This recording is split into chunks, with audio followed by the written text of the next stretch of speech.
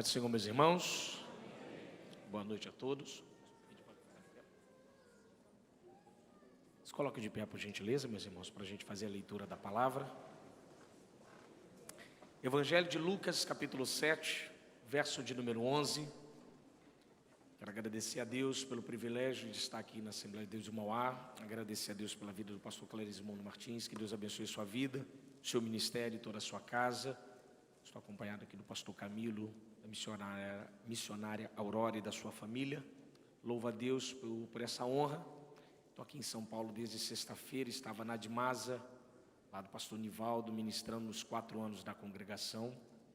Ministrei no sábado, na sexta e sábado, e Deus me deu essa honra de estar aqui com os irmãos esta noite. Evangelho de Lucas, capítulo 7, verso de número 11. Leamos. No dia seguinte, Jesus se dirigia a uma cidade chamada Naim. Iam com eles seus discípulos e numerosa multidão. Ao se aproximar da porta da cidade, saiu o enterro do filho único de uma viúva, e grande multidão da cidade ia com ela.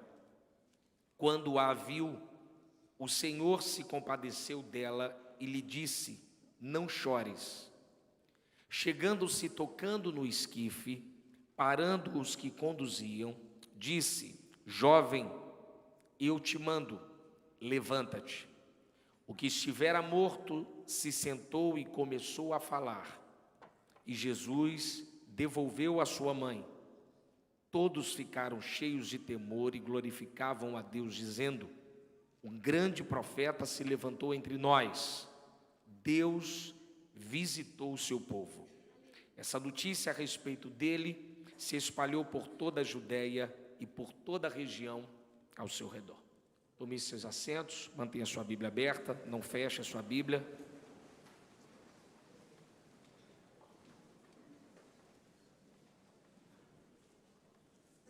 Jesus está na região norte de Israel, seguindo o seu ministério e ministrando numa das regiões mais difíceis do Israel do primeiro século. A região norte, ela está assim desde o ano 722, quando os assírios levaram as 10 tribos para o cativeiro. Introduziram ali povos, como de Serfavaim, alguns povos que trouxeram alguns tipos de culto para a região norte. O norte não conseguiu de fato se levantar nunca mais, mas os poucos que voltaram ou tentaram reestabelecer alguma coisa, misturaram os cultos e se tornaram distantes, um pouco diferente do reino do sul, ou da parte sul de Israel. Quando você lê o texto do profeta Isaías, capítulo de número 9, Isaías vai dizer que a Galiléia dos gentios, ou a Galiléia das nações, um dia verá luz.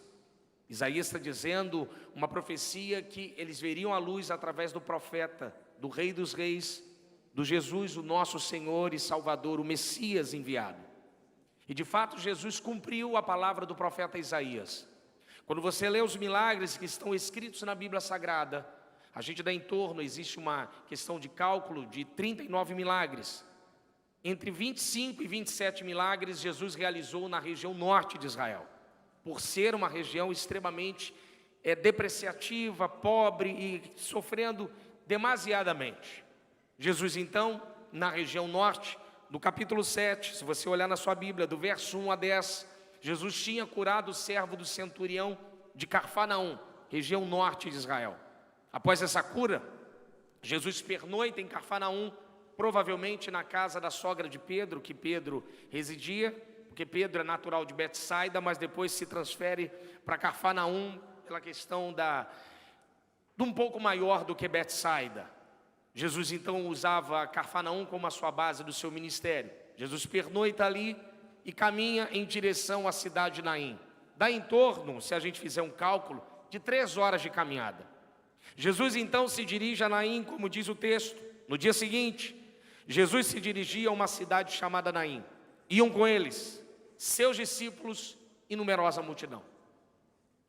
Toda vez que eu leio esse texto, toda vez que eu leio esse verso, eu consigo extrair algumas coisas extremamente importantes aqui do verso de número 11. Primeiro lugar, Naim nunca foi um acidente, Naim sempre foi uma agenda divina.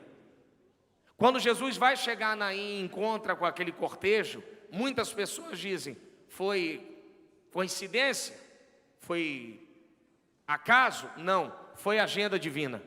Porque Deus não age por coincidência, Deus age por providência. E Jesus então se dirige a Naim, guiando aquela multidão. O texto diz, na sua Bíblia, discípulos e numerosa multidão. A Bíblia Sagrada nunca mistura discípulo com multidão. Mateus capítulo 8, verso 1, se você quiser ler ou ler em casa, diz o texto assim: ao descer do monte, grandes multidões o seguiam. O termo seguir ali não é seguir de discipulado, mas é seguir de movimento de corpo. Ou seja, depois de ouvirem o sermão da montanha, do capítulo 5 ao capítulo 7, as multidões ouviram a palavra e foram embora, mas o leproso se aproximou. A Bíblia nunca mistura multidão com discípulo. Olha o texto: ia Jesus para Naim, os seus discípulos e numerosa multidão. Os discípulos mais próximos e a multidão mais atrás. Por que a Bíblia não mistura? Porque o discípulo sabe o que faz. O discípulo não segue a Jesus por seguir, ele segue a Jesus porque ele entende que é importante seguir a Jesus. Os discípulos abandonaram uma vida e decidiram de fato seguir a Jesus. O que é discípulo? Se a gente olhar um pouco na ideia judaica, o Talmide, o discípulo se parece com o seu mestre. Existe um verso na cultura judaica, dizem que esse verso pertence a Hillel, que dizia o seguinte, que o Talmide tem que andar tão próximo do seu mestre a ponto de se cobrir com as poeiras que saem das suas sandálias. Ou seja, o discípulo que segue a Jesus, a gente sabe, o discípulo é diferente, ele é igual ao seu mestre, ele não é igual à multidão. Quando os discípulos foram colocados contra a parede, na esplanada ali, próxima ao templo, quando Jesus tinha sido preso, levado para ser julgado, eles falaram, você é um galileu? Você é igual a eles? Ou seja, o falar o denunciava. O texto diz, discípulos e multidão. O discípulo não segue a Jesus por seguir. O discípulo segue a Jesus porque ele sabe o que ele está fazendo. E a multidão? A multidão é diferente. A multidão, ela é uma massa flutuante. Ela vai aonde a igreja da moda, o pregador da moda, o cantor da moda. Se tem alguma coisa, ele vai. Se não tem, ele fica. E o discípulo? Está chovendo, eu vou. Não está, eu vou. Tem pregador, eu vou. Não tem, eu vou. Ele não vem aqui por causa do pregador, por causa da chuva ou por causa da beleza. Ele vem aqui porque Cristo está entre nós. O discípulo é diferente, ele sabe o que ele faz. E o texto diz, os discípulos e numerosa multidão. Quando eu olho esse texto, eu não consigo imaginar essa multidão com os discípulos caminhando de boca fechada. Eu imagino festa, felicidade, alegria. Como eu consigo mostrar isso num texto bíblico? Lucas 18, verso 36, quando Jesus ele vai a Jericó, ele encontra o cego sentado na entrada da cidade. Lucas é um pouco mais detalhista, por questões de historiador, de pesquisador. Então ele escreve alguns detalhes do texto que sobressaltam para nós e dão um entendimento um pouco melhor para nós. O texto diz o seguinte, que o cego está sentado na entrada da cidade e diz assim, que barulho é esse? Aquele cego, ele está sentado na entrada de Jericó, ele está acostumado. Você sabe que a pessoa com deficiência visual, a tendência é sobressair os seus outros sentidos para substituir o seu sentido que falta. No caso de alguém com deficiência visual, o tato, para a leitura do braille. No caso, melhora um pouco a audição, porque dificulta um pouco a sua visão. O olfato fica um pouco mais desenvolvido. Aquele cego sentado na entrada da cidade, ele não está ali aleatória, ele ficava ali, porque ele sabe que o melhor lugar para pedir dinheiro é numa entrada da cidade, não numa rua sem saída. Aqui em São Paulo, Mauá, Santo André, São Bernardo do Campo, você não vê pedinte pedindo dinheiro em estacionamento, dificilmente. Aonde eles pedem? Nos semáforos, nos sinaleiros. nos sinais de trânsito, porque ele sabe que vai ter gente passando toda hora, ele sabe que ali vai ter muito motorista, então ele vai lá, ele pede esmola, ele pede alguma coisa, então ele conhece os sons da cidade. Esse cego está sentado na cidade e ele conhece o som, ele sabe a diferença de um jumento para um camelo, ele sabe o que é uma criança gritando, o que é um soldado romano, ele sabe o que é um judeu falando, o que é um líbio, o que é um sírio, ele conhece todos os sons. Mas o texto diz, aí em Lucas, que quando Jesus entra próximo a Jericó, ele diz, que barulho é esse? Aí quando eu olho esse texto de Lucas 7:11, eu começo a perceber uma coisa, que aonde Jesus está, o som é diferente. O som não é igual lá fora. O som é diferente, porque aonde Jesus está, há som de vida, há som de festa, há som de aleluia, há som de exaltação, a glória a Deus, a bendito seja aquele que vem em nome do Senhor, hosana nas alturas. Eu não consigo imaginar 3 horas de caminhada em extremo silêncio, não. Eu olho esse cortejo como o cortejo da vida, afinal de contas, quem está ali é o maior homem do universo, é o Rei dos Reis, é o Senhor dos Senhores. É, como diz o meu amigo o reverendo Antônio Carlos, da Presbiteriana da Barra, é o ser mais amável do universo. Eu não consigo ver Jesus ali, discípulos e numerosa multidão em silêncio. Eu vejo ele fazendo festa. Então eu chamo isso aqui de cortejo de vida. Olha na sua Bíblia, verso 12, me acompanha. Olha o que diz o texto. Ao se aproximar da porta da cidade, saía do enterro do filho único, de uma e grande multidão vinha com ela. De uma viúva e grande multidão da cidade vinha com ela. Ao se aproximar da porta da cidade, saiu o enterro do filho único de uma viúva e grande multidão da cidade ia com ela. Próximo já de chegar na porta, como diz o texto, um outro cortejo sai. Se você olhar o verso 11 e o verso 12, você vai ver que tem a mesma estrutura. No verso 11, quem dirige é Jesus. No verso 12, é um cadáver. No verso 11, é os discípulos. No verso 12, é a viúva. No verso 11, numerosa multidão. No verso 12, grande multidão. É a mesma estrutura. São 2 cortejos. O cortejo da vida e o cortejo da morte. Um, alegria. O outro, lágrima. Toda vez que eu e você saímos aqui da igreja, nós somos o cortejo da vida. E a gente se esbarra com o cortejo da morte lá fora. Quando a gente volta para casa, a gente volta sorrindo. Afinal de contas, Jesus está no nosso meio. Então a gente vai embora alegre, feliz, sorridente. Mas a gente encontra o cortejo da morte. Gente viciada, gente ébrio, com problemas. Gente que talvez tentou suicídio, é o cortejo da morte. Olha a cena. Essa cena é dramática. Essa cena é triste. Essa cena é extremamente pavorosa, porque o texto diz que é o enterro do filho único de uma viúva. Essa mulher, ela não está enterrando só um filho, ela está enterrando a sua história. Ela está enterrando o seu futuro. Quem estuda e conhece, aqui é uma igreja, um campo que conhece e estuda teologia, você sabe que viúva no 1º século em Israel, se não tivesse recurso financeiro, passaria necessidade. A viúva que oferta no templo, ela vai ofertar um lepton. Lepton é a menor moeda do sistema monetário do 1º século. É 1 centavo, era uma moeda de bronze, que quem vai a Israel pode comprar lá, porque eles vendem as antiguidades, o lepton. Viúva na época passava muita necessidade. Mas quando uma viúva tinha um filho, alguém que pudesse trabalhar, alguém que pudesse trazer subsistência para ela, ela ficava tranquila. Mas nesse caso aqui, o seu marido morreu e agora seu filho morre também. Ou seja, o seu futuro, a sua história, o nome da sua família estava acabado. Ou Deus, ou alguém, ou melhor, deixa eu melhorar, ou alguém se levantasse na família dela e pudesse ser o resgatador dela, como foi no livro de Ruth, que a gente conhece a história, o remidor. Mas nesse caso o texto diz que ela está levando o seu filho único para ser sepultado.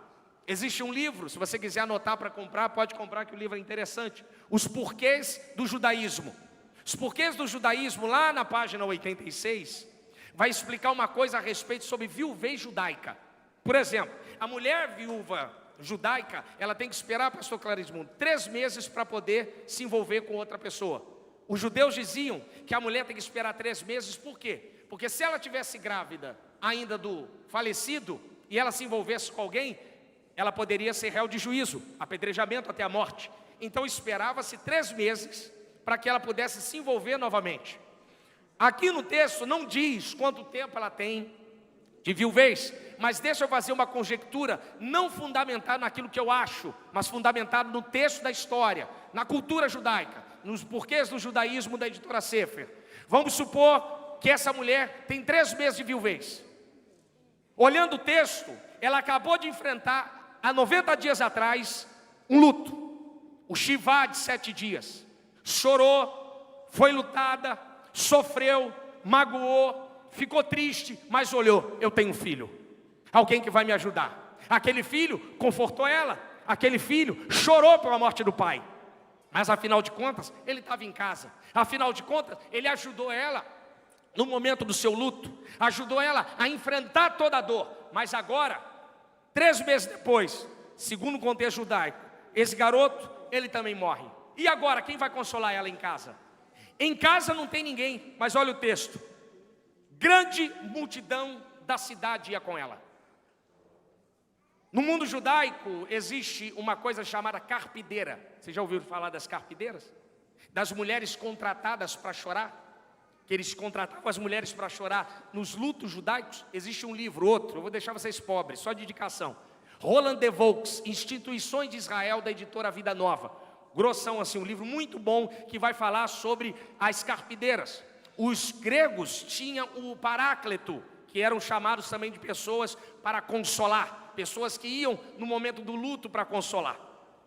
Essa grande multidão, provavelmente, parentes, amigos, vizinhos e carpideira, gente chorando. No máximo ali, só podem chorar. Não podem fazer mais nada. O que eles poderiam fazer? Nada. Afinal de contas, quem tem o poder para trazer vida àquele garoto?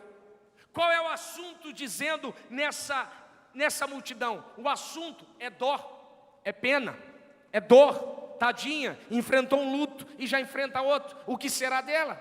Como vai sobreviver? O que vai ser da sua vida?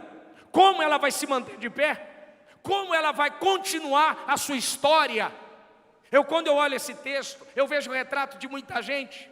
O retrato de muita gente que está cercado por todo mundo, mas não tem ninguém para ajudar. Está cercado por muita gente, mas ninguém consegue ajudar, só consegue chorar. Nesse ponto de vista, toda a cidade ia com ela. Quando a gente fala de cidade aqui, provavelmente 200, 300 habitantes, não era tão grande assim na época do primeiro século. Só você ter uma ideia, Cafarnaum tinha de 600 a 1000 habitantes no primeiro século. Nesse ponto de vista aqui, a multidão está completamente lutada. O cortejo é da morte. É isso que acontece no mundo. O mundo só consegue se lamentar. O mundo só consegue chorar. O mundo só sabe fazer isso. No máximo que fazem é bater no seu ombro e dizer assim: poxa, infelizmente, é uma fatalidade, é uma tragédia. Eu li um livro alguns anos atrás, do Papa Bento XVI, ou Joseph Ratzinger, no seu livro Jesus de Nazaré. E Ratzinger escreveu no livro lá, falando uma coisa interessante, que eu sempre lembro. Ele diz que tem 3 coisas no mundo que desafiam a existência de Deus. 3 coisas. Primeira coisa, fome. Toda vez que tem fome no mundo, as pessoas falam: se Deus existe, por que o mundo padece de fome? Segunda coisa, doença em pessoa piedosa.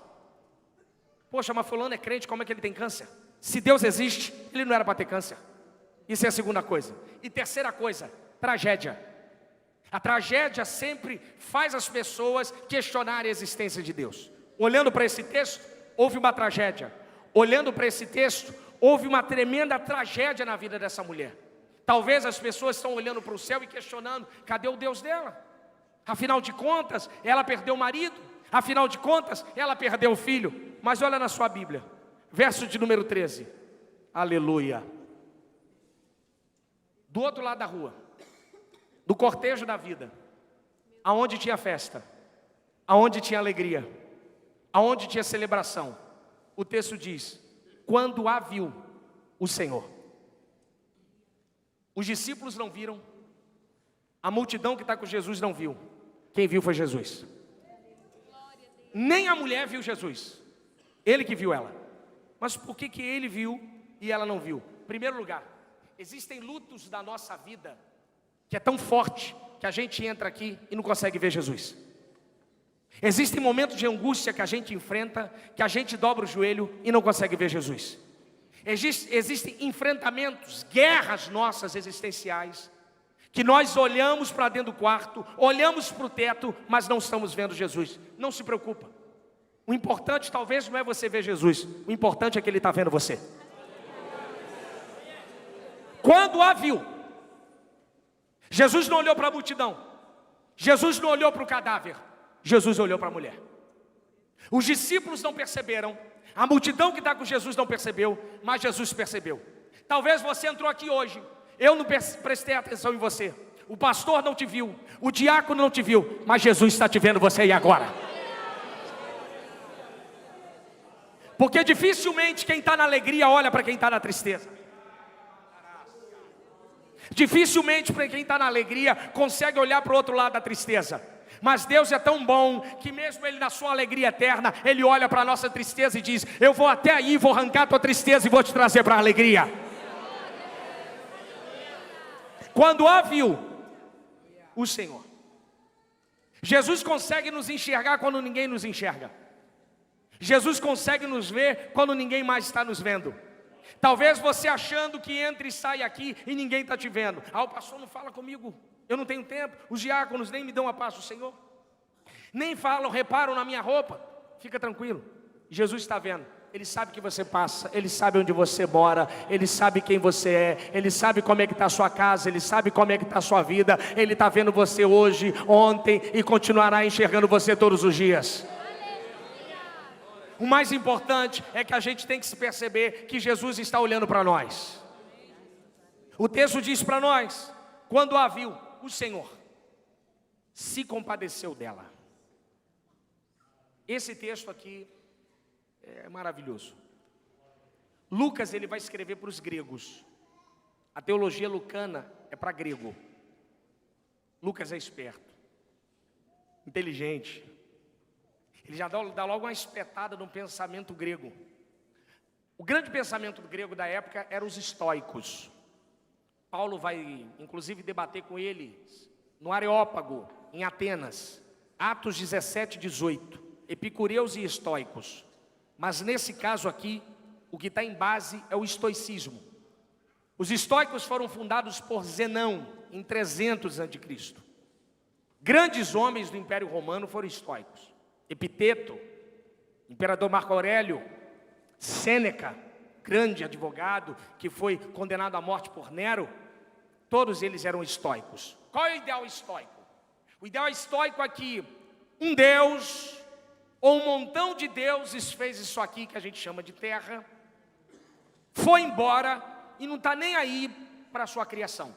Eles são inerentes a nós. Não adianta os homens falarem com os deuses, porque os deuses não se relacionam com eles. Eles estão tão distantes que não há relacionamento. Esse era a visão estoica. Aí vem Lucas, olha o texto. Quando a viu o Senhor aí do grego é Kyrios, o que reina, o que governa, o que está no trono, o que está sentado, aleluia, o soberano, o majestoso, o eterno, aleluia. Aquele que é, aquele que era e aquele que há de vir. Quando a viu, o Senhor se compadeceu dela. Lucas está dizendo: os seus deuses nem se metem conosco. O meu não. O meu veio aqui, se fez carne, aleluia, habitou entre nós. Vimos nós a glória do unigênito do Pai. O meu Deus é imanente, mas é condescendente. Ele está sentado no trono, mas Ele se relaciona conosco. Para eu te explicar um pouco melhor, tem um texto muito interessante. Quando Jesus vai a Betânia, João 11. Quando Jesus chega em Betânia, Marta é a irmã mais velha, então ela é responsável pelo luto. Maria, mais nova, não tem tanto entendimento, não tem tanto envolvimento. Lázaro morre. Ela que vai receber Jesus na entrada de Betânia. Frase de Marta: se o Senhor estivesse aqui, meu irmão não teria morrido. E ela começa então um diálogo com Jesus a respeito de teologia da glorificação. Não, eu sei que ele há de ressuscitar no último dia. Ela conhece teologia, ela conhece Bíblia, ela sabe disso, ela sabe de teologia judaica. Não, se o Senhor estivesse aqui, ele não morreria. E ela começa um diálogo. Lá no finalzinho do texto, 11, 25, 28, melhor dizendo, ela sai e vai chamar Maria. Ó, o mestre chegou e te chama. Você não vê elas conversando ou ela contando algum relato para Maria. Só vê se o mestre chegou e te chama. Maria sai de dentro de casa e vai encontrar Jesus. Qual é a frase de Maria? Se o Senhor estivesse aqui, meu irmão não teria morrido. Só que o texto diz que Maria chora. Ela falou a mesma frase de Marta, só que ela chora. Quando ela chora, o texto diz, e o Espírito do Senhor se comoveu, e ele chorou. Aí eu em casa pulei. Falei, ué, Senhor, Marta falou, se o Senhor estivesse aqui, o Lázaro não teria morrido, o Senhor não chorou. Maria falou a mesma frase, e o Senhor chorou. Qual é a diferença? Aí o Senhor falou comigo, porque o Espírito fala quando a gente pergunta. Aí ele falou, ué, com uns eu converso, com outros eu choro, mas eu trato cada um da sua forma diferente. O nosso Deus, Ele está sentado, mas Ele está aqui entre nós. Enquanto Ele está aqui, Ele está indo lá na sua casa, visitando a sua família, visitando os seus filhos. Aonde tiver alguém agora, do seu família, dos seus entes queridos, enquanto você está aqui, Ele está indo lá, quebrando cadeias, quebrando grilhões, tirando, dando livramento, trazendo saúde, abrindo porta, prosperando, dando vitória, derramando a graça. Porque Ele se compadece por nós. E Ele se compadeceu. Ele sentiu algo que só Ele poderia sentir. A multidão só acompanha. A multidão diz, eu entendo a sua dor. Não entende nada. Só quem entende a tua dor é Jesus, irmão. Só Jesus sabe o que eu e você estamos passando. Por isso que Ele te trouxe aqui. Não foi aleatório, não foi mágica, não foi acaso. Ele marcou um encontro hoje com você e te diz, eu estou te vendo e eu me compadeço da sua situação.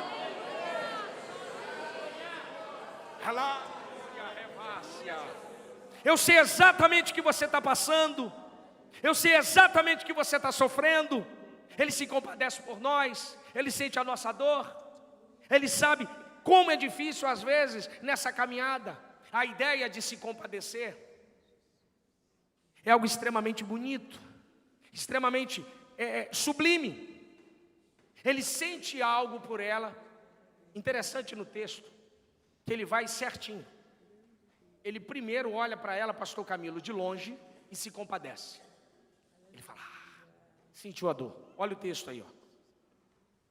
E dela lhe disse, não chores.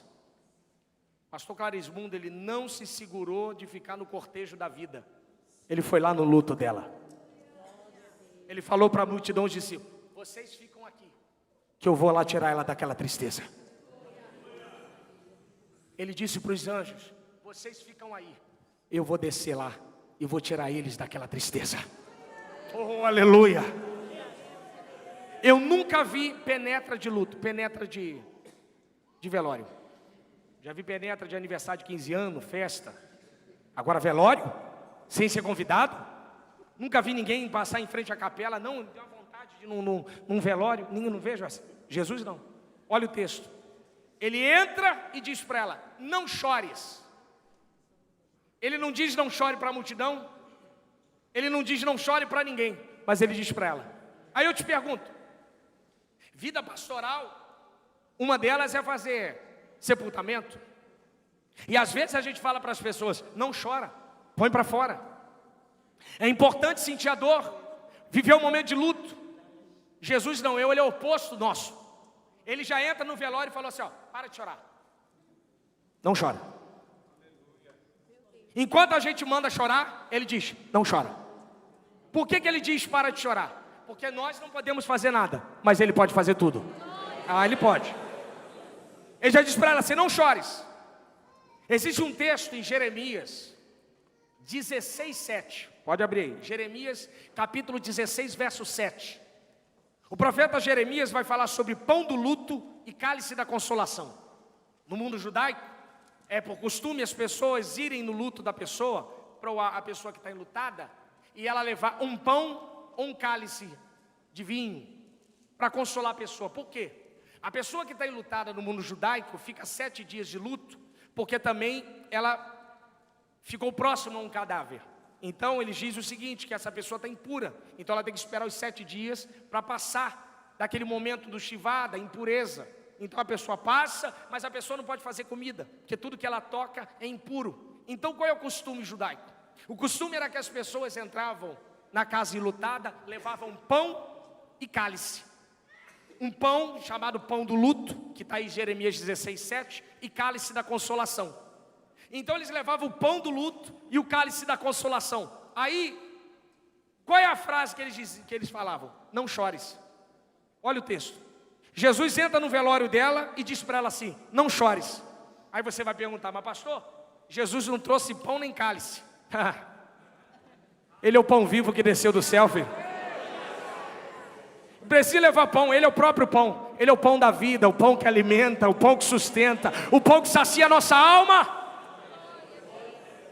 E ele leva o quê? O cálice da consolação. Não existe alegria melhor do que se encontrar com Jesus. Quando Jesus entra naquele velório, Jesus assume a liderança daquela casa. Assim como Marta era líder, tomava conta do velório, porque foi para ela que Jesus disse, aonde está o morto? Está ali, Jesus, tem 4 dias e cheira mal. Eu disse, tira a pedra, se creres verás a minha glória, mulher. Ela é a líder, aquela casa, a liderança desse momento era daquela mulher. Mas olha o texto, a mulher não abre a boca, ela só sabe chorar. Mas Jesus entrou naquela casa e disse, a partir de agora, eu assumo a liderança dessa casa e digo, o tempo de chorar acabou, é tempo de festa. Ela abre a porta da sua vida e recebe Cristo dentro da casa dela. Eu quero te dizer uma coisa, talvez você está vivendo tempos e tempos de luto, tempos e tempos de choro, e você não aguenta mais chorar, mas eu te desafio nessa noite, a abrir a porta da sua casa, abrir a porta da sua vida, e falar, Senhor, Jesus entra na minha casa, porque eu não quero mais chorar, eu quero cantar, exaltar o teu santo nome, e bendizer a sua presença. Oh, aleluia! Jesus entra por dentro daquele velório, e assume a liderança.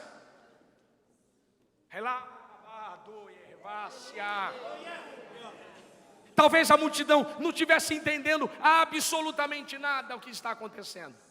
Porque o texto diz, ó, verso 14. Chegando-se, tocando no esquife e parando os que conduziam. Esquife é o cabo da padiola, da maca, cabinho. Olha esse texto, imagina alguém dando ré de carro. E você batendo na lateria do carro. Oh, vai bater, vai bater. É Jesus assim. Enquanto Jesus está conversando com a mulher, toma cortejo para enterrar o rapaz. A multidão, ó, levando o rapaz. E Jesus conversando com a mulher. Jesus então, ele chegando-se, toca no esquife e para. É como se Jesus estivesse falando assim, vocês não entenderam? Não vai ter sepultamento. Eu cheguei.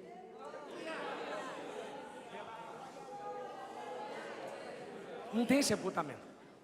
Eu entrei aí. Eu parei o processo.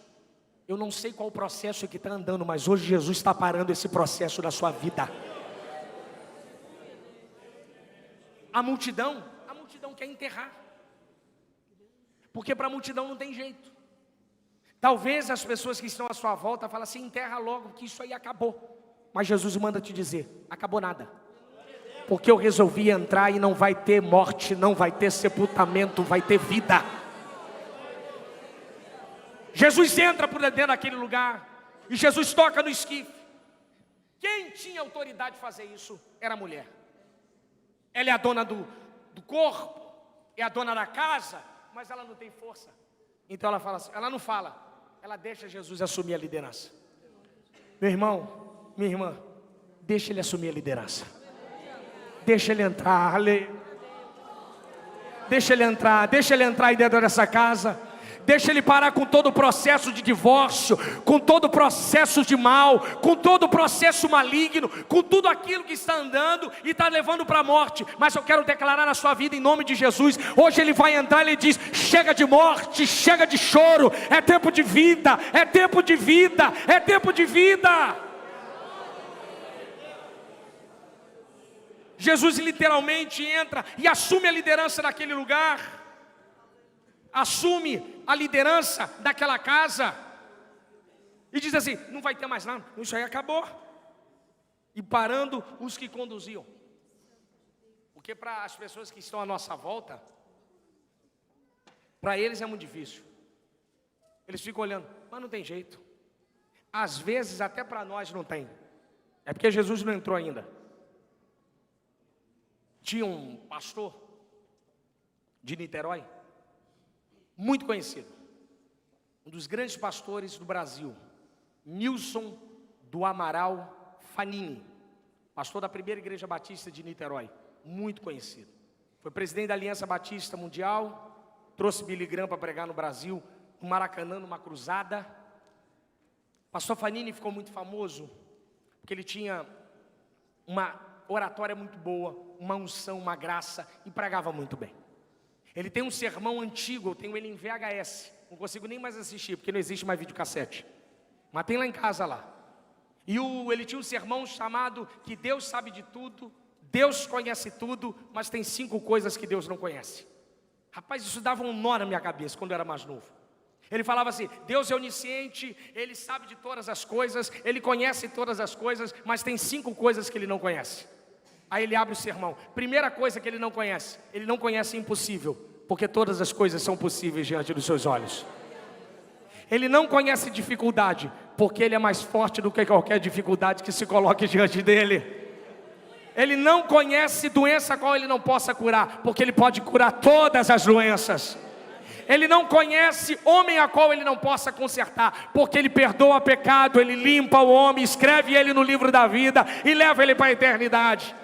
E último, ele não conhece outro Deus além dele, porque ele só é o Senhor, o único digno de receber toda a honra e toda a glória e toda a graça.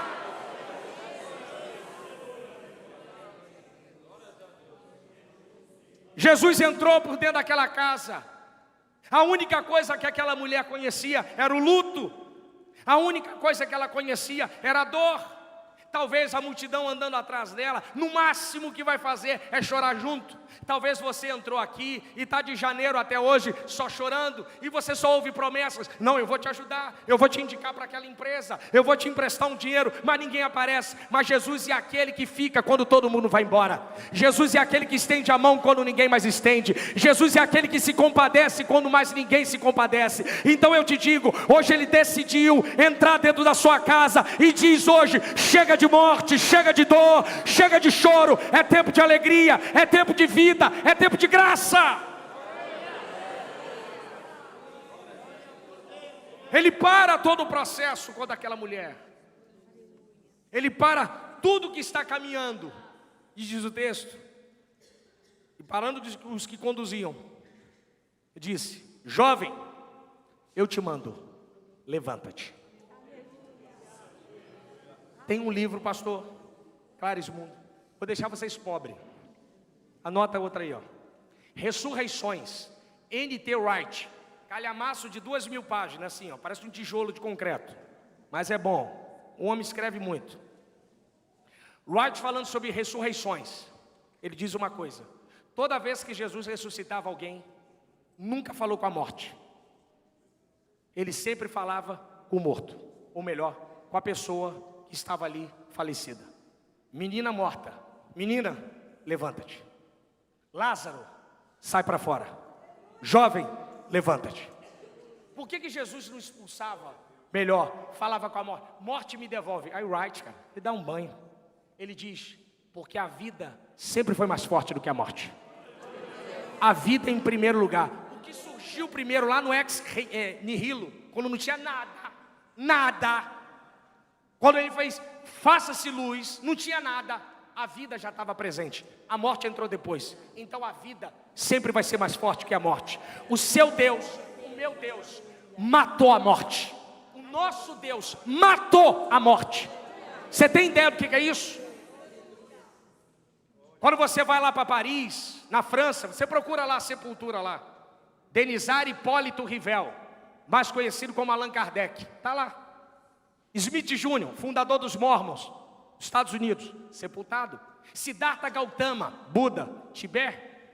Helena Petrovira Blavatsky, a promulgadora da nova era, que dizia que atingia a perfeição, sepultada lá na Ucrânia. Existe um debate. Aí você vai para Jerusalém, lá para o Jardim do Túmulo, você vai ver uma pedra rolada, uma placa escrito: ele não está aqui, ele já ressuscitou. Ele está vivo. Ele está vivo. Ele está entre nós. Nós somos o cortejo da vida. A vida sempre foi mais forte que a morte.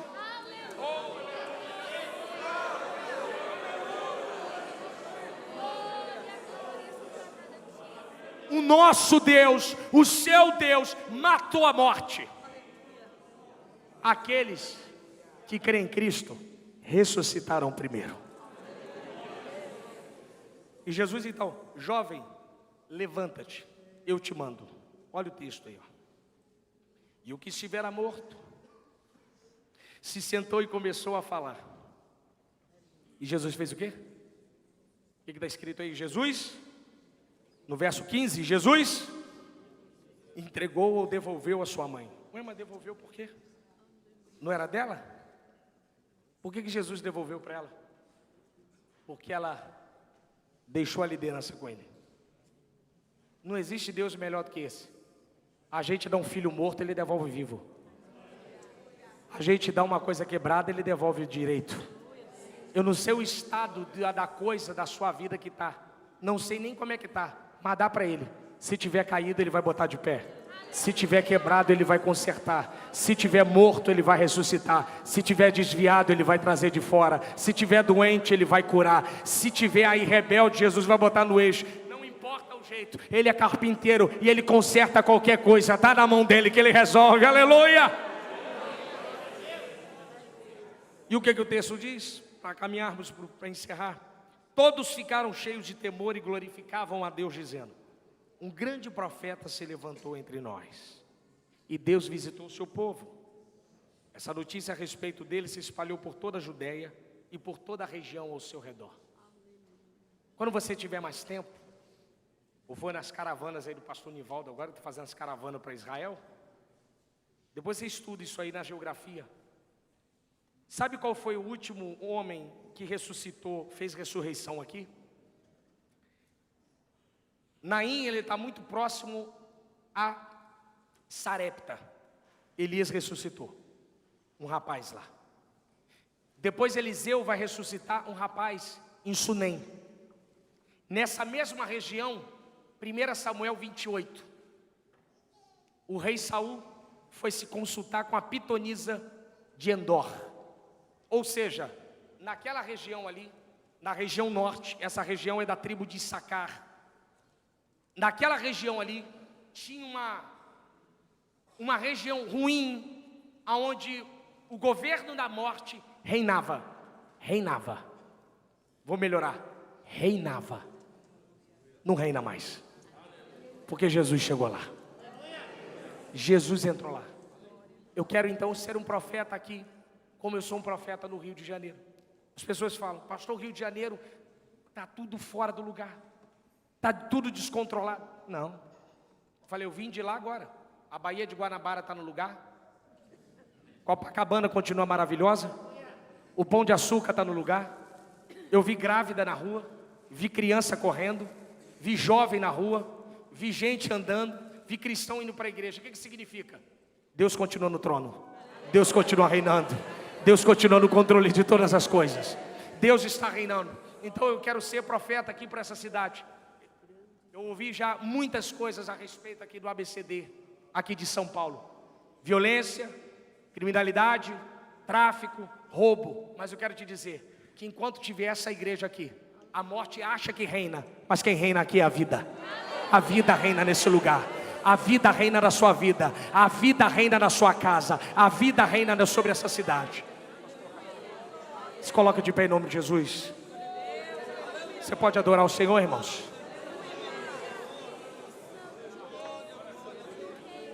Antes de devolver o microfone para o pastor Clarismundo, eu quero fazer 2 convites. Eu quero fazer primeiro um convite para você que está afastado dos caminhos do Senhor. Para você que saiu do cortejo da vida e foi andar lá no cortejo da morte. E dificilmente quem anda no cortejo da morte consegue felicidade e alegria. Só se dá com tristeza e dor. Eu quero fazer o segundo convite para você que não tem Cristo. Você que entrou aqui a convite de alguém. Você que foi convidado por alguém. Ou talvez um amigo passou na sua casa, te trouxe de carro. Ou talvez você, em casa, recebeu um folheto aqui de algum grupo de evangelismo. Assistiu na internet. Algum amigo comentou do trabalho. E você veio aqui até essa igreja. Eu quero dizer para você, meu irmão, para você, minha irmã, não foi coincidência, foi providência. Porque Deus hoje está dando um grande livramento para a sua vida. Deus hoje quer transformar a sua casa, aleluia. Aonde está você que está afastado dos caminhos do Senhor?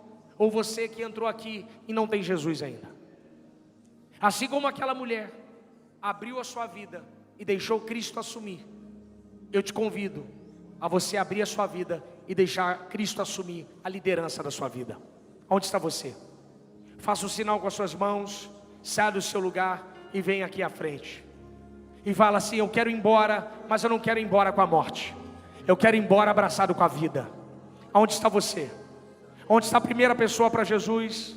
Aonde está você que vai retornar aos caminhos do Senhor? Isso é contigo. Se naquele momento Jesus entrasse no velório, naquele cortejo fúnebre, e se encontrasse com aquela mulher, e ela falasse: eu não quero falar com o Senhor, ele iria embora. Mas ela não, ela se manteve quieta, ouviu, Jesus a consolou, Jesus transformou ela. Ela saiu de casa com um cadáver e voltou para casa com um milagre. E voltou para casa com um milagre. A cidade que chamaria ela de viúva, agora é a cidade, é a mãe do garoto que ressuscitou. Deus é assim, transforma cativeiro em graça, transforma a tristeza em alegria, faz estéril mãe de filhos, aleluia. Aonde está você? Onde está a primeira pessoa para Jesus?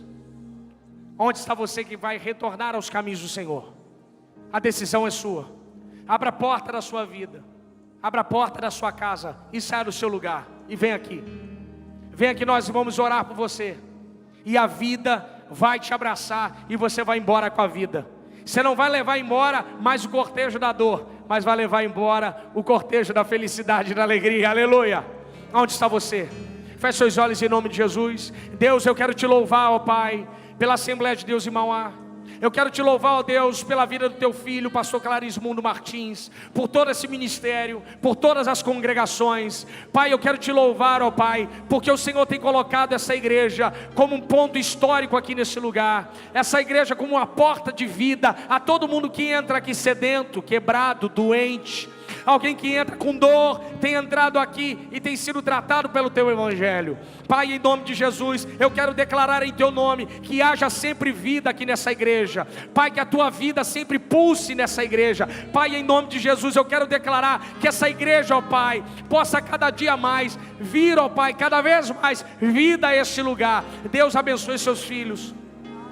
Que cada casa aqui representada, Pai, que todo cortejo, que todo processo que esteja andando, processo de dor, gente enfrentando depressão, gente enfrentando problema psicossomático, gente problema, Senhor, que não consegue dormir e toma remédio para dormir, eu quero repreender em nome de Jesus que todo mal, todo cortejo de morte, todo cortejo de angústia, todo cortejo de dor, caia por terra, e que hoje nós vamos embora, não chorando, mas saltando de alegria, pulando de alegria. A nossa casa é alegria, a nossa vida é alegria, porque o Senhor está entre nós, em nome de Jesus, em nome de Jesus. Aleluia. Pode se sentar, meus irmãos.